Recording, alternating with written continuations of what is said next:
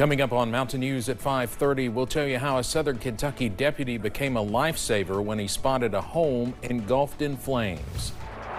And more Epstein files are released overnight. What do they reveal about the disgraced financier's ties to the president?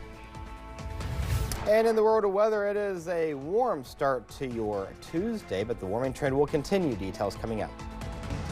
Dedicated to Southern and Eastern Kentucky, this is WYMT Mountain News at 5:30. Good evening, I'm Steve Hensley. A Southern Kentucky deputy is being credited with helping a woman escape from a fire. A deputy on routine patrol noticed the fire at a trailer in the Alpha community of Wayne County. WYMT's Phil Pendleton has more on what the deputy did to keep the situation from turning tragic. Deputy Jerry Meadows says he was on routine patrol Monday when he saw fire coming out of a home on a Happy Top Road. I announced myself and there was a lady inside the house. As the fire was getting larger, he convinced her to come outside. She seemed concerned about her cats. She was concerned about her cats. She didn't want her to leave her cats. But Sheriff Tim Catron says they made the decision not long ago to try to put fire extinguishers in each of the Sheriff's Department cruisers, and he says he believes that decision kept this situation from becoming a whole lot worse. Deputy Meadows used that extinguisher to put out the fire from a kerosene heater that was starting to get out of control. I'm glad it turned out the way it did. I hated that her house caught on fire and that there was some damage, but I'm glad that she's okay. Meadows says the situation could have been a lot worse had he stuck with his original routine, which was to fill up his cruiser with gas. Very simply put, God had me in the right place at the right time. The local fire department was called to assure that the fire was no longer a danger. In Wayne County, Phil Pendleton, WYMT Mountain News. The woman asked not to be identified but said her home had minimal damage. Police say she was living with neighbors until repairs can be made. Senate Minority Leader Chuck Schumer wants legal action over the release of the Jeffrey Epstein files. Schumer introduced a resolution that directs the Senate to sue the Trump administration for failing to release all Epstein records by last Friday's legal deadline. In a statement, Schumer called the move a blatant cover-up. He said the Justice Department released only a tiny fraction of the files while blacking out massive portions. The DOJ says more releases are coming as officials process redactions to protect victims. In the House, Kentucky Congressman Thomas Massie is threatening to file a bill to hold Attorney General Pam Bondi in contempt for not releasing all the files. Here's what President Trump had to say about Massie when he was asked about the Epstein files yesterday. You probably have pictures being exposed of other people that innocently met Jeffrey Epstein years ago, many years ago, and they're, highly respected bankers and lawyers and others, and they'll end up, because of guys like Massie, who's a real lowlife, his polls are down to about 9%, by the way, in the great state of Kentucky. If you look at Kentucky, Kentucky is such a great place, but I don't know, they've got a couple of people in there that are very strange in terms of leadership, but Massie's a loser. This post on X saying, quote, Trump is blaming me for a bill he eventually signed while defending his banker friends, Bill Clinton, and innocent visitors to Rape Island. Meanwhile, Bondi is working to fervently redact, omit, and delete Epstein files she is legally required to release under our bill.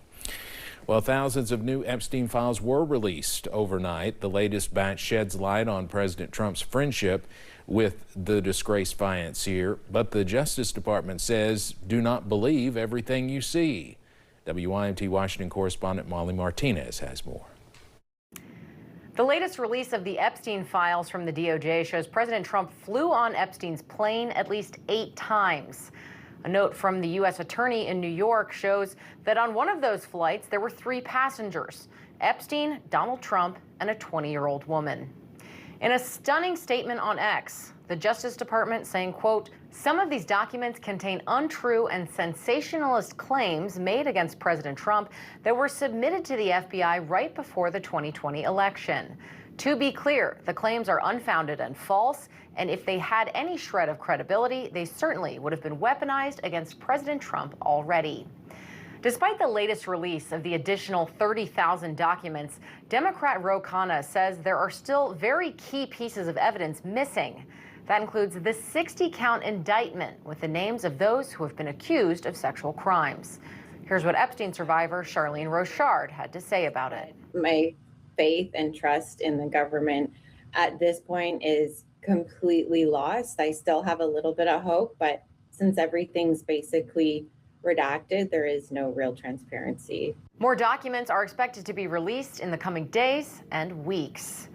In Washington, I'm Molly Martinez. Well, we are warming up heading into Christmas Eve, and it could end up being one of the warmest Christmases on record. Meteorologist Eric Dean has our first look at the forecast. If we hit our high of 63, that will be the 5th warmest Christmas on record. Temperatures right now in the upper 50s and low 60s, mid 60s near Manchester, as well as Somerset and Monticello. We're sitting at 59 in Hazard, 61 in Pikeville. Much warmer now as compared to 24 hours ago, between 3 degrees warmer and 16 degrees warmer, depending on your location, and that warming trend will continue as we go throughout the week. Here's a look at live pinpoint Doppler radar. All is quiet throughout eastern Kentucky. A little bit of shower activity across the central and western portion of the Commonwealth, but it's just a little renegade shower here and there. If you have plans over the next few hours, make sure you check that First Alert weather app, where we have mainly cloudy skies, a few showers as we go into the late evening and overnight hours. Temperatures will hover right around 60, 61 degrees. I will have your all-important Christmas Eve and Christmas Day forecast coming up in the First Alert forecast in a few minutes. Steve. All right, Eric, thank you.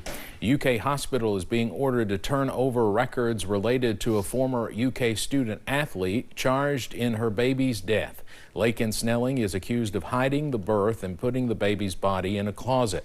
Earlier this month, a subpoena was filed ordering UK Medical Center to give the grand jury Snelling's medical records between August 2024 and now. They have until January 20th to do that. Snelling was on UK's stunt team. Snelling's case was sent to the grand jury in September. Since then, she's been on house arrest in Tennessee. The Department of Education will review safety protocols at Brown University after a deadly mass shooting. The department says it will investigate whether the school violated the Clary Act. It requires universities to meet certain campus safety and security requirements in order to receive federal student aid. 2 students were killed and 9 others hurt when a shooter targeted the school earlier this month. That suspected shooter was found dead days later at a storage facility in New Hampshire. The Ivy League school says it is working to add enhanced security measures to the campus.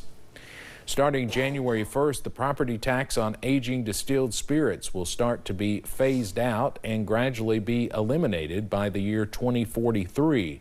Supporters say the law that was passed in the 2023 legislature protects the bourbon industry and encourages distillers to keep barrels in Kentucky. Critics say it could reduce revenue for local schools and emergency services. The law also includes a measure to help recover some of that revenue. Some Kentucky businesses are adjusting their prices as pennies are no longer being made as a currency in the United States. Hundreds of billions of pennies are still in circulation. According to the federal government, the mint produced 3.2 billion just last year. The 1-cent coin is still legal tender for transactions, but as they start to fade away, retailers must decide how to reprice goods and services, something the Kentucky Retail Federation is also trying to figure out. It's one of those things nobody thought about. Well, what do we do with, how you pay for things until, we have no pennies in the cash register. So what do we do? According to the KRF, there's no set law for whether business owners must round up or round down when the penny is gone. There has been legislation proposed nationally that would adopt a uniform rounding method. Paramount is trying to improve its offer as it tries to take over Warner Brothers Discovery. The company has announced Larry Ellison, the father of Paramount CEO David Ellison, will personally guarantee the $40 billion to bankroll the transaction. The Warner Brothers Board of Directors has rejected Paramount's bid multiple times, the board opting instead to go with an offer from Netflix. Coming up on Mountain News at 5:30, do you believe in Christmas miracles? Someone could be a big Powerball winner just in time for the holiday. Yeah, the only Christmas miracle I was believing in was snow, and that ain't going to happen this year. Hey, we do have rain and warmer temperatures in the forecast. Details coming up.